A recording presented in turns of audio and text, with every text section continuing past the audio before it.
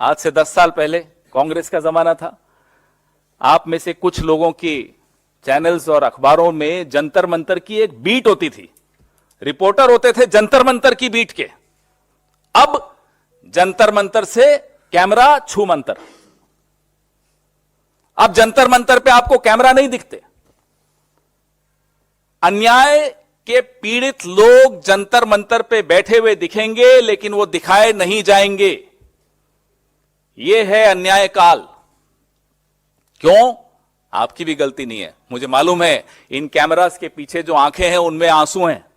मुझे मालूम है, आप जो रिपोर्टर्स हैं, समाज से आते हैं, उस समाज में आप भी देखते हैं, आप भी पीड़ित हैं, आपके मन में भी दर्द है, आप भी परेशान हैं।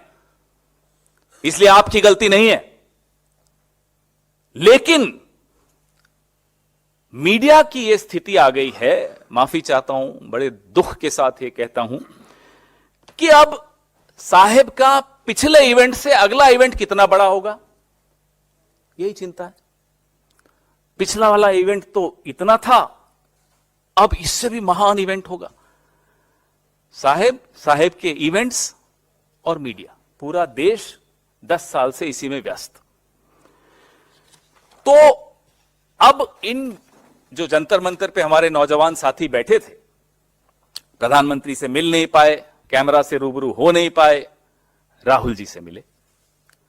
राहुल जी ने इनका दर्द सुना और राहुल गांधी ने इनको वादा किया कि मैं, मेरी पार्टी, हम सब मिलकर आपको न्याय दिलवाएंगे, चाहे उसके लिए हमें कुछ भी करना पड़ जाए।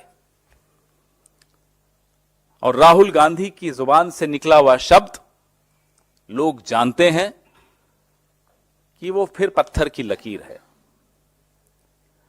ये जो न्याय यात्रा निकाली जा रही है, इस न्याय यात्रा से भी हमारे इन नौजवानों के मन में एक उम्मीद की किरण जागी है कि हां, राहुल गांधी ने जो कहा था वो करना शुरू किया है। हम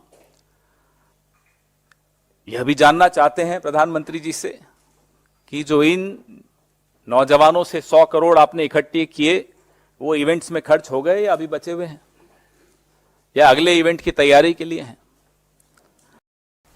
अपनी पुस्तक में बताते हैं कि वो खुद हैरान हो गए जब इस स्कीम के बारे में उन्होंने देखा। तो जाहिर सी बात है कि अग्निपथ स्कीम सेना के अधिकारियों की सलाह से नहीं हुआ। ये एक ऐसे दिमाग की उपज है जो सेना को सलाह देता है कि साहब बादल हैं, रेडार पे कुछ दिखेगा नहीं, हमला बोल दो। ये एक ऐसे आदमी की दिमाग की उपज है। सुबह 4 बजे उठकर, ये बैठे हैं हमारे साथ कर्नल साहब, ये बताएंगे आपको, हमें भी कई बार किस्से सुनाते हैं। हमारे आपके परिवार में कई लोग फौज से हैं। सुबह 4 बजे उठकर, ठंड हो, गर्मी हो, बर्फबारी हो, कुछ हो, वो अपनी कसरत करते हैं, वो एक्सरसाइजेज में जाते हैं। आज वो जवान तनाव का शिकार है। आज वो घर से बाहर निकलने की उसकी हिम्मत नहीं है, नजरें मिलाने की उसकी हिम्मत नहीं है, क्योंकि जो उसने सोचा था, जो उसने अपने एक सपना देखा था, वो आपने तोड़ दिया। 1,60,000 ऐसे नौजवान जिन्होंने तैयारी की, 4 साल में उनका सिलेक्शन हुआ, सब कुछ हुआ, लेकिन उनको ज्वाइनिंग नहीं दी। ये मुद्दा भी हम लोग इस मंच से उठा चुके हैं। राहुल जी लगातार इसके बारे में बोल रहे हैं, कांग्रेस अध्यक्ष इसके बारे में कई बार चर्चा कर चुके हैं। 1,60,000 लोग, क्वालिफाइड लोग, उनकी ज्वाइनिंग नहीं हो रही। पहले आपने कहा कोविड खत्म हुआ तो उनको पलट के कहते हैं साहब आप तो ओवर एज हो गए। ये क्या न्याय है? ये अन्याय काल का एक ज्वलंत उदाहरण है आपके सामने।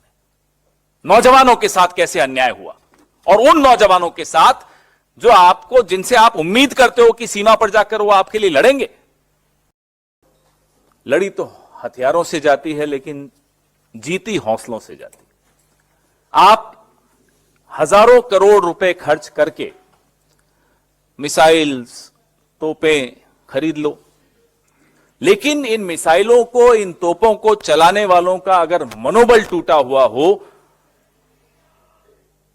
तो कोई लाभ नहीं होता।